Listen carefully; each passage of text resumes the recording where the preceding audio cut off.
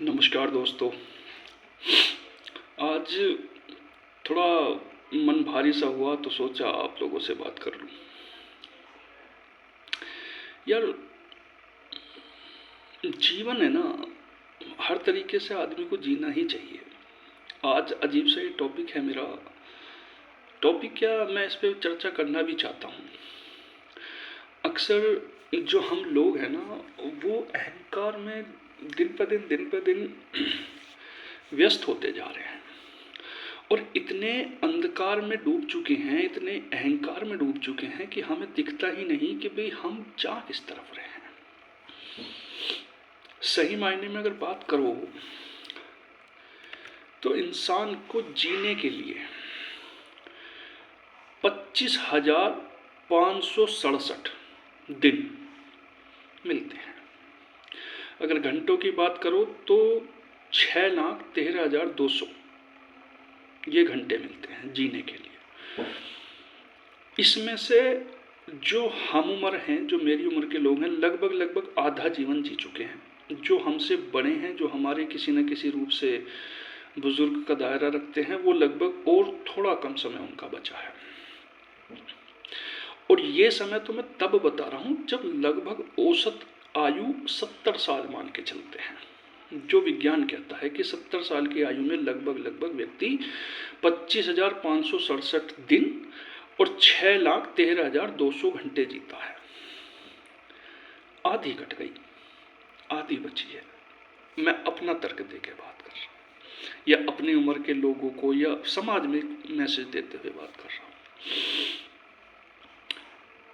आज का जो समय है, अब से 50 साल बाद अगर मैं अपने बचपन की बात करूं तो ऐसा लगता है जैसे कल ही की बात थी। दिन ऐसे निकलते हैं जैसे मानो कोई सपने से जागा हो और आज दिन निकल आया, कल परसों पुरानी बातें थी।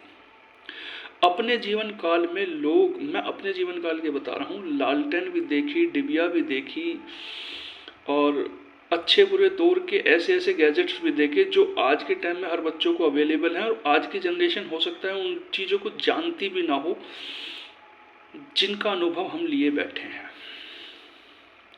आज की जनरेशन तो ये भी नहीं जानने की कि भाई अब से 10 साल या 20 साल पहले 1000 का नोट कैसा होता था, 500 का नोट कैसा हो सकता था। बिकॉज हर परिस्थिति हर एक डेकेड में बदल जाती है, हर 10 साल में बदल जाती है। आपसे 50 साल बाद की बात करो तो जिस घर में आप बैठे हो, यहाँ कोई और रह रहा होगा, किसी और की हुक्मदारी चलेगी, सब अपने अपने अधिकारों की बात करेंगे, सब चीज़ें इस दुनिया से नश्वर हो जाएंगी, सब धूल में पता नहीं कौन कहाँ राख बना खड़ा होगा, किसी का कुछ नहीं पता।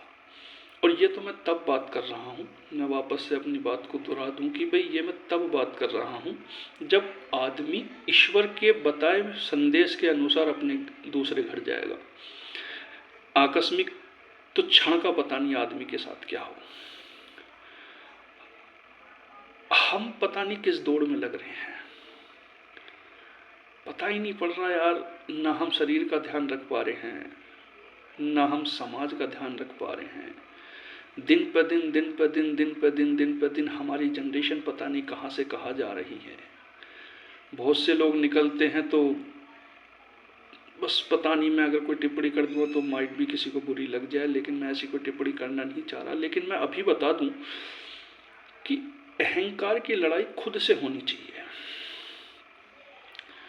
आप जितना कंपैरिजन करते चलोगे खुद को परेशान करोगे। दुनिया में ऐसा कोई व्यक्ति है ही नहीं जो अपनी परिस्थिति से खुश हो। अगर मैं बात करूं इस हिंदुस्तान के जो सबसे अमीर परिवार का जो घराना है, उसके पास भी कुछ ना कुछ कलेश चल ही रहे होंगे। समस्या ये है कि हम किसी तरीके से कैसे भी करके अगर अपने आप को संभाल ले तो बेहतर है। तो ये कहानी ऐसे तो खत्म होने वाली है नहीं, इसमें कुछ ना कुछ बदलाव तो करना पड़ेगा। और अगर बदलाव करने वाली स्थिति आनी है तो भैया इसके लिए तो हम एक ही बात आपसे कह सकते हैं कि समय के रहते अपने आप को बदलो। अब लड़ाई क्या है? हम एक दूसरे को नीचा दिखाने में लग रहे हैं, एक दूसरे से ईर्ष्या बनाने में लग रहे हैं। संभवतः ये सारी चीजें गलत हैं। दो कारण हैं। अगर आपको ये देखना है कि मेरी परिस्थिति क्या है, तो मैं एक विज्ञान का तर्क देता हूं, आप भली बात अपनी परिस्थिति को समझ जाएंगे, किसी से पूछने की जरूरत ही नहीं है। विज्ञान का तर्क कहता है कि औलाद तीन तरह की होती है। पहली सपूत, दूसरा कपूत और तीसरा होता है पूत। पूत का उदाहरण देते हुए बताऊंगा कि पूत वो है जो बाप दादाओं से एक विरासत मिली, न घटाई न बढ़ाई, आप उसी पे अपना समय काट गए। समाज ऐसे लोगों को सीधा सच्चा भोला बोल देता है। अगर कोई व्यक्ति ऐसे भी जीवन काट रहा है तो भी सही है, क्योंकि उसके पीछे आलोचनाएं तो मिल सकती है, लेकिन वो आदमी किसी का बुरा नहीं कर सकता, सीधा है। एक दूसरी परिस्थिति है कपूत। कपूत को बताने की जरूरत नहीं है, उसने अपने जीवन में सब कुछ घटाया ही होगा। मान प्रतिष्ठा घटाई होगी, समाज घटाया होगा, अपना फेस वैल्यू उसने घटाई होगी, बुजुर्गों का नाम खराब करा होगा।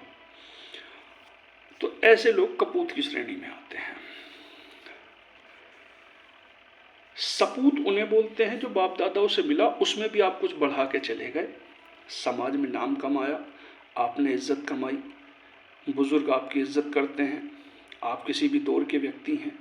अगर आपको समाज में इस तरह के आसपास में गतिविधियां मिलनी शुरू हो जाएं तो आप समझ लो कि आपने तरक्की करी है, किसी से पूछने की जरूरत ही नहीं है। ये तीन उदाहरण हैं, अपने ऊपर अप्लाई कर लो। कुछ को बात ये चुभ भी सकती है और कुछ को बात ये बहुत अच्छी भी लग सकती है। साधारण तौर पे इस बात में कड़वाहट भी है और इस बात में सच्चाई भी है। समस्या ये नहीं है कि भी हमने किसी को दिखाने के लिए बेहतर बनना है। समस्या ये है कि अगर कल की परिस्थिति से आप आज बेहतर हो और संतुष्टि है तो आपके घर में ही स्वर्ग है। ये तथाकथित एक ऐसा संयोग है जो शास्त्र विदित है। मैं बड़ा प्रभावित हूं समाज के आजकल के उन युवा जनरेशन से जो सब कुछ समाज में लेके चलते हैं, सबको साथ में लेके चलते हैं। अहंकार सबसे पहले उन्हीं चीजों का पतन करता है जिन चीजों ने आपके बुरे समय में मदद करी होगी। एक बड़ा उदाहरण आजकल मैंने देखा व्हाट्सएप यूट्यूब के जरिए, मुझे बड़ा अच्छा उदाहरण लगता है, मैं रखना चाहूँगा कि सबसे पहले अंधा व्यक्ति बैसाखी को छोड़ता है। अगर उसे दिखना शुरू हो जाए वो भूल जाएगा कि बैसाखी ने मेरा कितना साथ दिया। उल्टा होना चाहिए। हर उस दौर के व्यक्ति को जिसने भी कभी अच्छे बुरे दौर में समय दिया हो, तो तुम्हारा अच्छा वक्त उस व्यक्ति के लिए सबसे पहले होना चाहिए। परिस्थिति कमजोर कर सकती हैं, शास्त्र विदित बात है, आपकी तीसरी पीढ़ी आपका परिवर्तन करेगी। शास्त्र विदित बात है, आप देख किसी भी अपने आसपास के उदाहरण उठा के देख लो, आपकी तीसरी पीढ़ी, अगर आप आज अच्छे हैं तो तीसरी पीढ़ी में पतन होगा, और अगर आप आज बुरे हैं परिस्थिति के हिसाब से, मैं धन वैभव की भी बात कर रहा हूँ, समाज के वैभव की भी बात कर रहा हूँ, तो आपकी तीसरी पीढ़ी आपको अच्छा नाम देके जाएगी। कलयुग है, समय के साथ बदलना, समय परिवर्तन, गीता में भी लिखा है, परिवर्तन के साथ में परिवर्तन होना जरूरी है। आप आज की जनरेशन से कहो तो मैं मानता हूं कि जो हमारी जनरेशन है ये आखिरी जनरेशन है जो माँ बाप का सम्मान कर रही है। इसमें भी आप 85% मान के चलिए। भाई साहब, सीखो उन लोगों से जो मजदूरी करते हैं, कैसे अपने घर के जीवन यापन करते हैं। पढ़े लिखे लोग ऐसे समाज में उदाहरण बन के उभरे हैं जिनके माँ बाप वृद्धाश्रम में है। कभी किसी गरीब मजदूर का बाप, कभी किसी मजदूर की माँ आपको वृद्धाश्रम में नहीं मिलेगी साहब। अनटिल अनलेस जहां तक हो सकेगा वो उनकी पूर्ति करेंगे। थोड़ी ही हो, गुजर हो जाती है, ये मैंने देखा। हाँ, अगर किसी का माँ बाप ही गुजर गए हों या कोई ऐसी परिस्थिति हो जहाँ ईश्वर ने बहुत ही बड़ी चोट दे रखी है कि किसी तरह का साधन ही ना हो, तो वहाँ परिस्थिति दूसरी है। समाज में सब तरह के उदाहरण हैं, सब अपने अपने हिस्से के दुख काटने आए हैं, सब अपने अपने हिस्से का दुख भोगने आए हैं। यहाँ लिख के रख लो, एक घर में अगर 10 बालक भी हैं तो 10 का मुकद्दर ईश्वर ने अलग अलग तरीके का लिखा है। चाहे आप कितनी ही रियासत के मालिक हो, अपने अपने मुकद्दर के दुख भोग के ही जाओगे, ये अटल सत्य है। तो मैं अपनी वाणी को विराम दूंगा। ना ये ज्ञान है, ना ये संजोग है, ना कुछ ऐसी बात कि मैं किसी को ज्ञान दे के चीज़ें सुधारना चाह रहा हूँ। बस आज मन हुआ कि इस विषय पर चर्चा करूँ, क्योंकि आज एक ऐसा उदाहरण मैंने देखा, इसलिए मन में आई कि अपनी बात रखूँ और सबके साथ में से साझा भी करूँगा। तो अनुभव यही कहता है कि आप अपना सुधार जितना हो सके अहंकार का पतन करते हुए समाज के हित में गरीब तबके के लोगों को साथ लेकर चलो और सबके साथ विचार रखो। जय माता।